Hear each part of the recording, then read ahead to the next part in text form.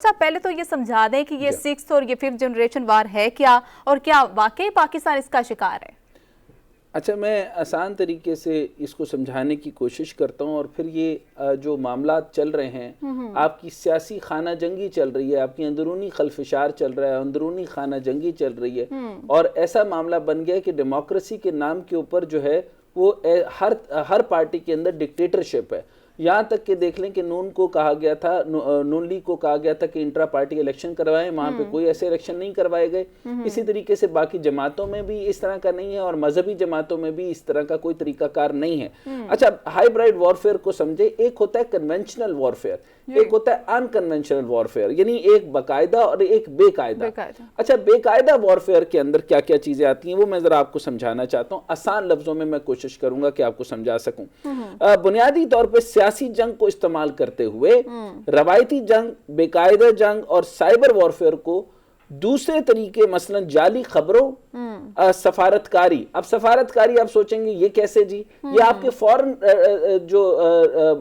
Ends ہیں، یعنی فورن relations کے اندر تمام تر معاملات کے اندر، جس طریقے سے آپ رشیا کے ساتھ تعلقات دیکھ رہے ہیں، آپ کو بتایا جاتا ہے کہ آپ رشیا کے ساتھ ہیں، پھر آپ کو بتایا جاتا ہے آپ امریکہ کے ساتھ ہیں، حالانکہ ایسی کوئی بات نہیں ہوتی۔ اس میں کلیئرٹی کی ضرورت ہے کہ آپ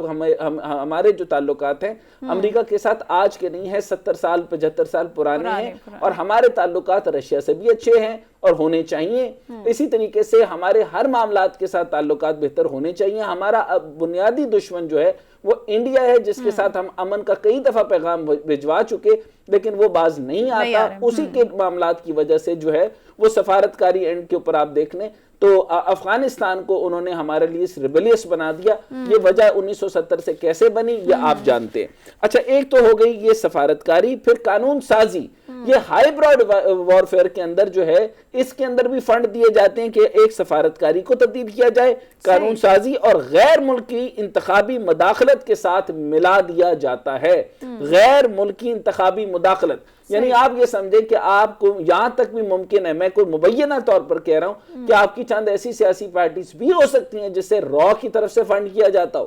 میں جیسے بی ایل ایس بلوچستان کے اندر ہے، ان میں کئی جگہوں کے اوپر جو ہے وہ را کی طرف فنڈ کیا جاتا ہے۔ میں مبینہ طور پہ کہہ رہا ہوں کہ فورن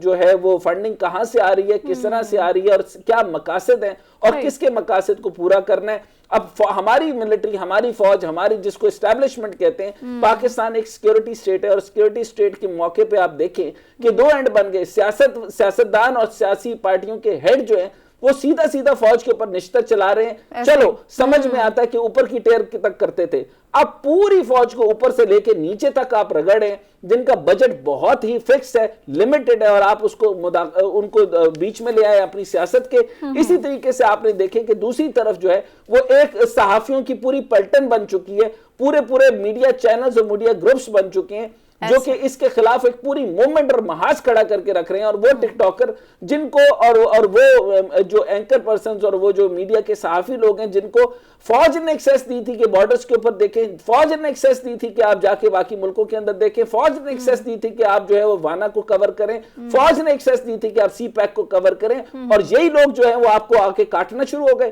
یہ کس طریقے کا طریقہ ہے کہ آپ جو ہے وہ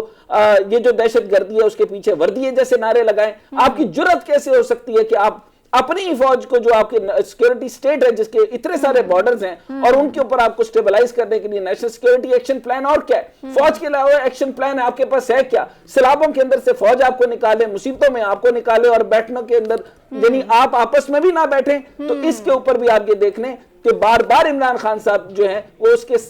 ان سارے معاملات کے باوجود بار بار کال اپ کر چکے ہیں کہ آربیٹریشن کے لیے ہمیں فوج کی مداخلت چاہیے، جبکہ فوج نے جنرل فیض صاحب کے بعد،